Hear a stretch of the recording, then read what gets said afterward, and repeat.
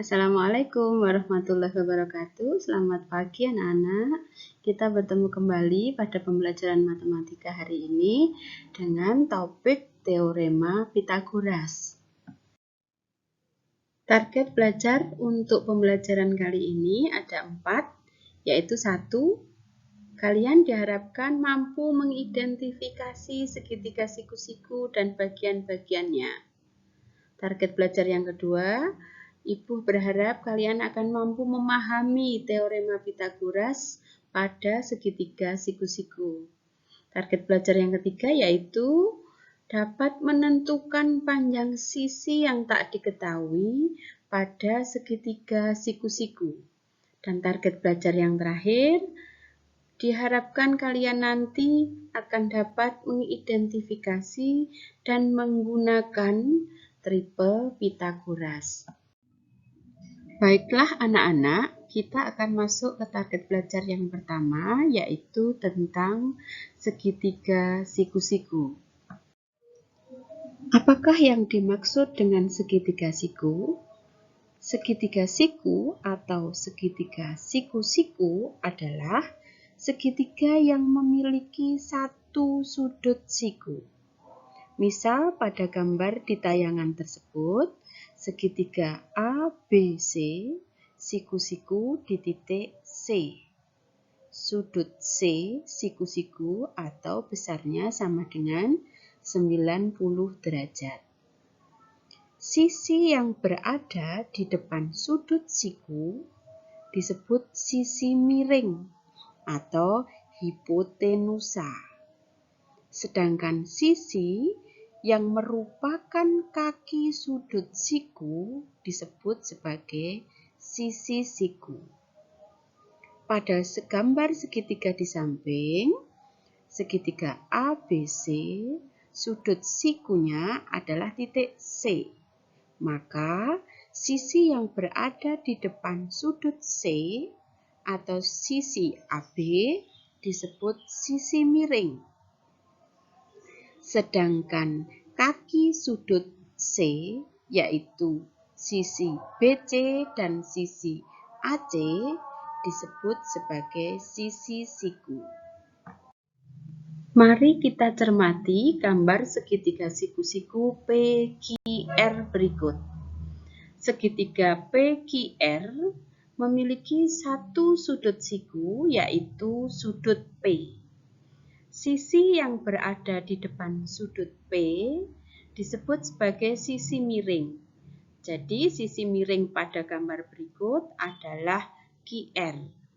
Sedangkan sisi sikunya adalah sisi QP dan sisi RP. Nah, untuk contoh gambar segitiga siku-siku yang ketiga, yaitu segitiga siku-siku KLM. Siku-siku di titik L, maka sisi miringnya adalah KM, sedangkan sisi sikunya adalah KL dan ML. Bagaimana anak-anak? Kalian sudah memahami tentang segitiga siku, sifatnya dan bagian-bagiannya, bukan?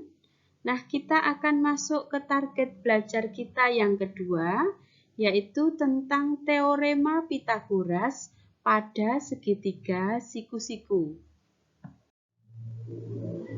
Teorema Pythagoras ditemukan pertama kali oleh Pythagoras. Itulah mengapa disebut sebagai teorema Pythagoras. Bunyi dari teorema Pythagoras adalah pada segitiga siku-siku selalu berlaku bahwa kuadrat sisi miring dari segitiga tersebut selalu sama dengan jumlah kuadrat sisi-sisi sikunya. Baik anak-anak, mari kita lihat segitiga RST pada gambar. Kita ingat kembali teorema Pythagoras tadi, bahwa pada segitiga siku-siku berlaku kuadrat sisi miring sama dengan jumlah kuadrat sisi-sisi sikunya. Segitiga RST memiliki sudut siku di titik T, maka sisi miring segitiga tersebut adalah RS dan sisi sikunya adalah RT dan ST. Maka teorema Pythagoras yang berlaku pada gambar segitiga RST tersebut adalah RS kuadrat sama dengan RT kuadrat ditambah ST kuadrat. Mengapa demikian? Karena RS merupakan sisi miring, RS kuadrat sama dengan jumlah kuadrat sisi-sisi sikunya. Berarti RT kuadrat ditambah ST kuadrat. Berikut contoh gambar yang kedua. Pada segitiga pada gambar yang tampak di paparan, segitiga ABC, sisi sikunya adalah BC dan AC. Sedangkan sisi miringnya adalah sisi AB. Maka berlaku AB kuadrat sama dengan BC kuadrat ditambah AC kuadrat. Atau jika kita akan mencari BC kuadrat, maka BC kuadrat dapat diperoleh dengan AB kuadrat dikurangi AC kuadrat. Atau AC kuadrat sama dengan AB kuadrat dikurangi BC kuadrat. Nah, anak-anak, ini contoh berikutnya.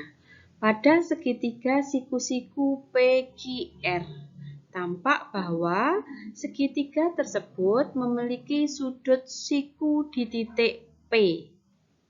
Sisi miringnya QR, sedangkan sisi sikunya QP dan RP.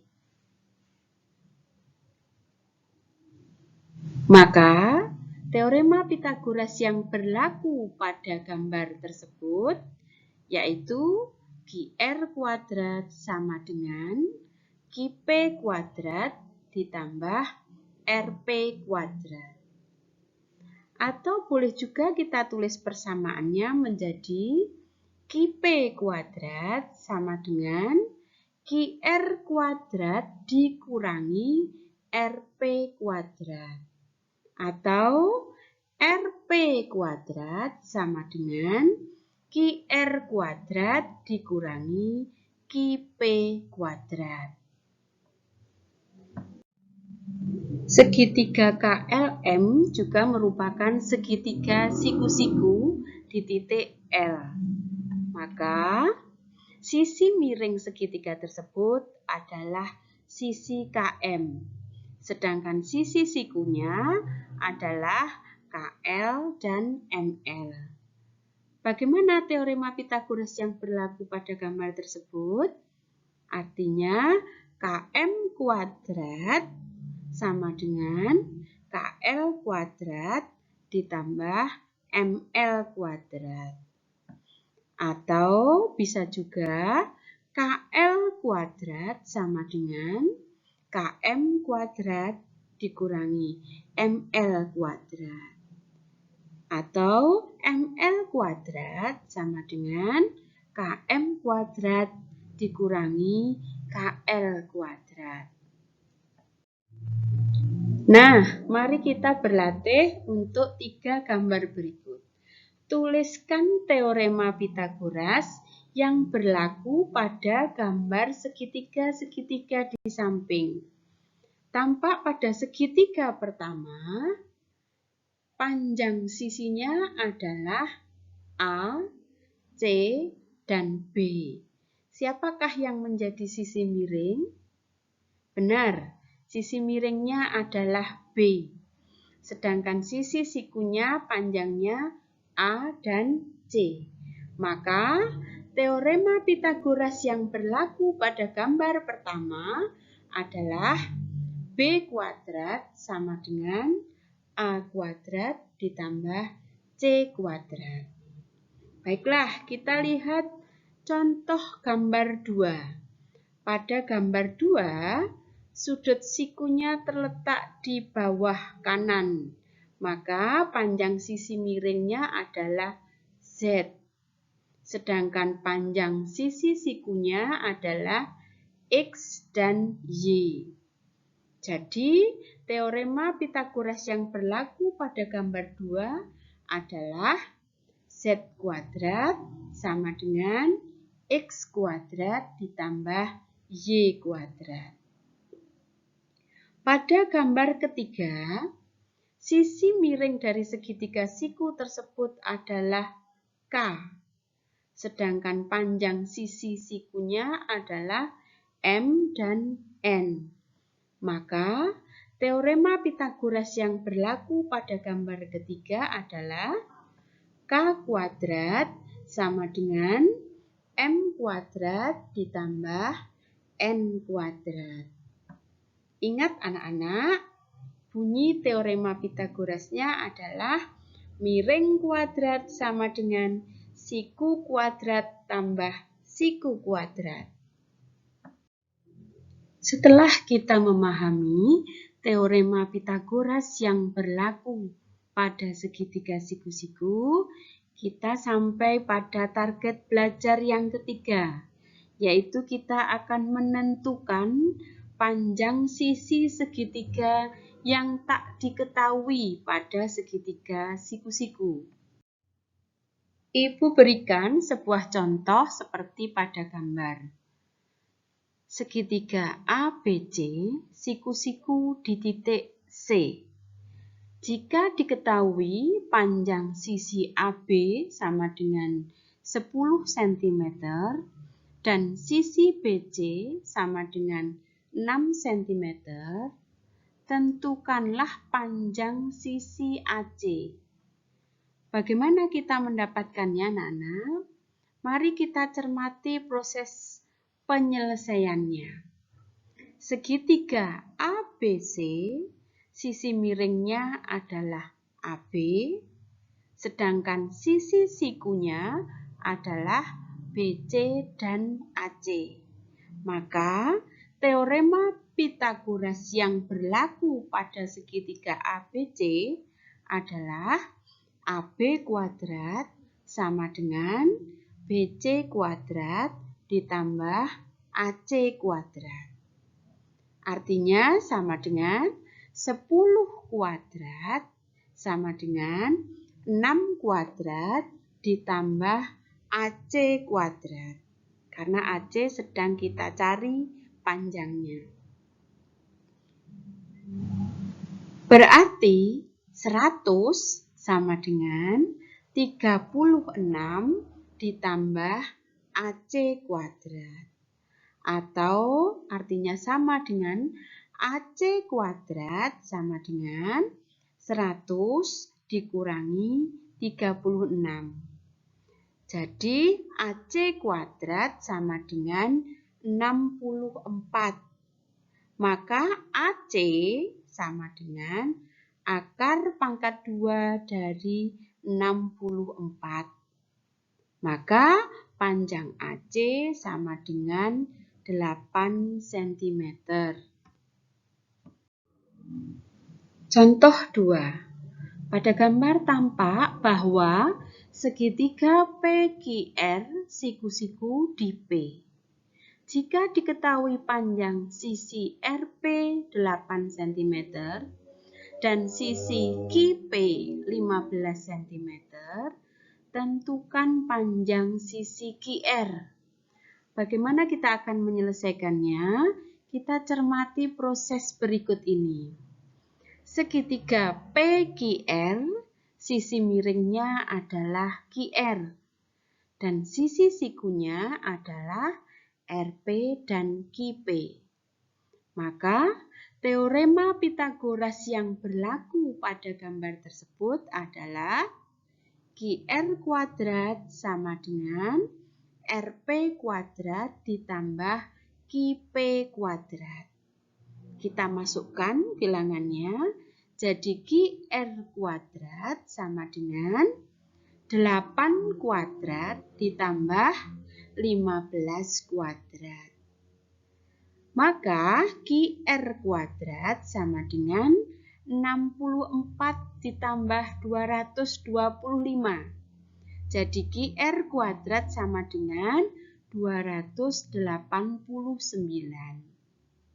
Itu artinya QR panjangnya sama dengan akar pangkat 2 dari 289. Jadi QR panjangnya adalah 17 cm. Nah, mari kita berlatih menyelesaikan soal latihan pada gambar berikut. Perintahnya adalah tentukan panjang A, Y, dan K. A ada pada gambar pertama, Y ada pada gambar segitiga yang kedua, dan K ada pada gambar segitiga yang ketiga. Siapakah A pada gambar pertama? A merupakan sisi siku. Sedangkan Y pada gambar kedua juga merupakan sisi siku. K pada gambar ketiga merupakan sisi miring, betul. Bagaimana cara menyelesaikannya? Gunakan proses penyelesaian seperti pada contoh 1 dan 2. Nah, anak-anak, kita telah sampai pada target belajar yang terakhir, yang keempat, yaitu triple Pythagoras. Apakah yang dimaksud dengan triple Pythagoras? Triple Pythagoras adalah pasangan 3 bilangan yang memenuhi teorema Pythagoras. Contohnya, pasangan 3 bilangan berikut, 3, 4, dan 5. Pasangan tersebut memenuhi teorema Pythagoras karena 3 kuadrat ditambah 4 kuadrat sama dengan 5 kuadrat.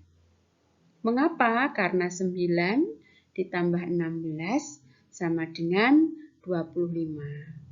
Karena ketiga bilangan tersebut memenuhi persamaan itu, maka pasangan bilangan 3, 4, dan 5 dikatakan sebagai triple Pythagoras. Terdapat banyak sekali pasangan 3 bilangan yang memenuhi teorema Pythagoras selain triple Pythagoras 3, 4, dan 5. Ternyata 6, 8, dan 10 juga memenuhi teorema Pythagoras. Kita lihat anak-anak bahwa 6, 8, dan 10 adalah kelipatan dari triple Pythagoras 3, 4, dan 5. Itu dapat kita gunakan untuk mendapatkan triple Pythagoras yang lain. Karena 6, 8, dan 10 merupakan hasil melipat duakan 3, 4, 5, maka kita akan dapatkan juga triple Pythagoras berawal dari 3, 4, 5 yang kita kalikan 3. Jadi 3 kali 3, 9, 4 kali 3, 12, dan 5 kali 3, 15.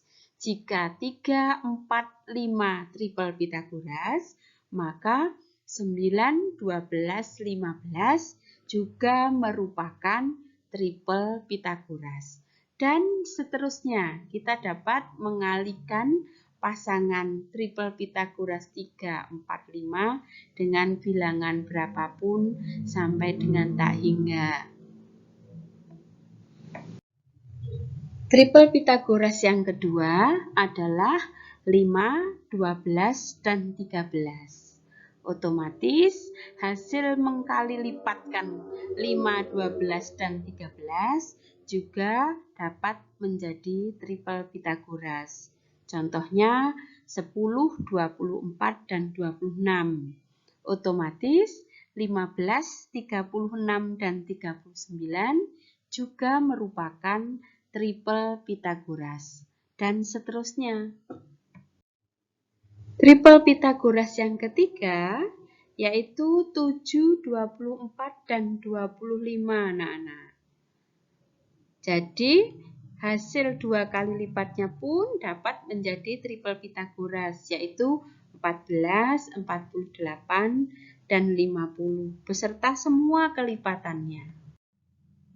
Triple Pythagoras yang keempat adalah 8, 15, dan 17 dan semua kelipatannya. Triple Pythagoras yang kelima adalah 9, 40, dan 41. Dan seterusnya semua kelipatannya berlaku. Anak-anak, Ibu hanya memberikan 5 pasangan triple Pythagoras ini karena 5 triple Pythagoras inilah yang akan sering kita gunakan atau muncul sebagai soal latihan pada soal-soal tentang teorema Pythagoras di kelas 8. Nah, inilah triple Pythagoras yang telah kita pelajari tadi. Triple Pythagoras pertama adalah 3, 4, 5. Berikut semua kelipatannya. Kemudian triple yang kedua adalah 5, 12, dan 13. Triple Pythagoras yang ketiga adalah 7, 24, dan 25. Yang keempat adalah 8, 15, dan 17. Dan yang kelima 9, 40, dan 41. Ingat, triple-triple yang didapatkan dari melipatkan ketiga bilangan juga merupakan triple Pythagoras.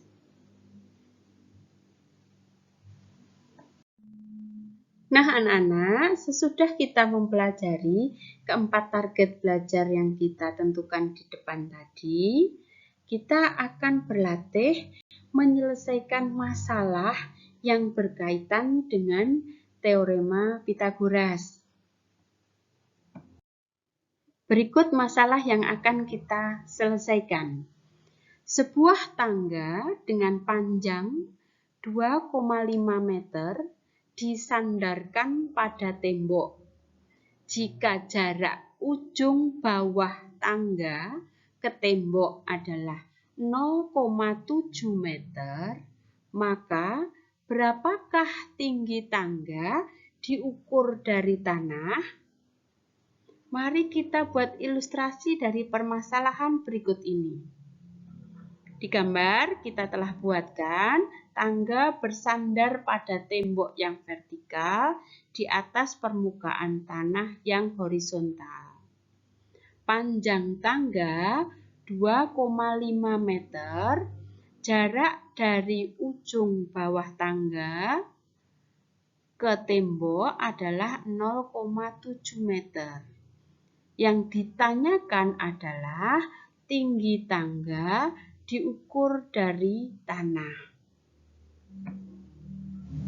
Mari kita cermati proses penyelesaiannya.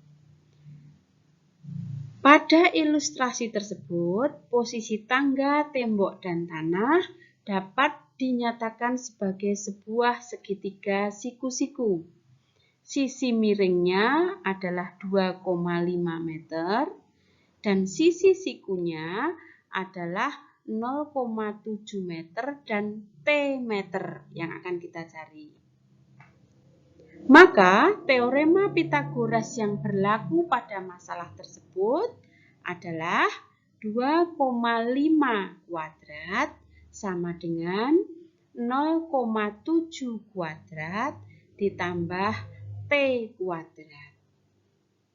Jadi 6,25 sama dengan 0,49 ditambah T kuadrat. Maka panjangnya T kuadrat sama dengan 6,25 dikurangi 0,49. Jadi panjang T kuadrat adalah 5,76. Maka T atau tinggi tangga diukur dari tanah diperoleh dari akar pangkat 2 dari 5,76. Jadi T sama dengan 2,4 meter. Maka tinggi tangga diukur dari tanah adalah 2,4 meter. Sesudah melalui pembelajaran, mari kita susun kesimpulan untuk pembelajaran kali ini. Kita memiliki 4 target belajar ya anak-anak tadi ya. Yang pertama mengenai segitiga siku dan bagian-bagiannya. Apakah yang dimaksud dengan segitiga siku? Iya, betul. Segitiga yang memiliki satu sudut siku. Di dalam segitiga siku, sisi yang berada di depan sudut siku dikatakan sebagai sisi miring atau hipotenusa. Sedangkan dua sisi yang lain yang merupakan kaki sudut siku disebut sebagai sisi siku. Target yang kedua, tentang teorema Pythagoras yang berlaku di segitiga siku-siku. Bagaimana bunyi teorema Pythagorasnya? Betul, panjang sisi miring kuadrat sama dengan jumlah kuadrat dari sisi-sisi sikunya. Maka target belajar kita yang ketiga pun akan dapat kita capai, yaitu kita dapat menentukan panjang sisi segitiga pada segitiga siku-siku apabila tidak diketahui. Kemudian target belajar yang keempat, kita akan paham dan bisa menggunakan triple Pythagoras. Ada 5 triple Pythagoras yang paling tidak harus kalian hafalkan beserta kelipatan-kelipatannya. Nah anak-anak, demikian tadi paparan Ibu mengenai topik teorema Pythagoras. Ibu berharap kalian tetap semangat belajar dan selalu menjaga kesehatan. Jangan lupa kerjakan kuis dan tugasnya ya. Wabillahi taufik wal hidayah. Wassalamualaikum warahmatullahi wabarakatuh.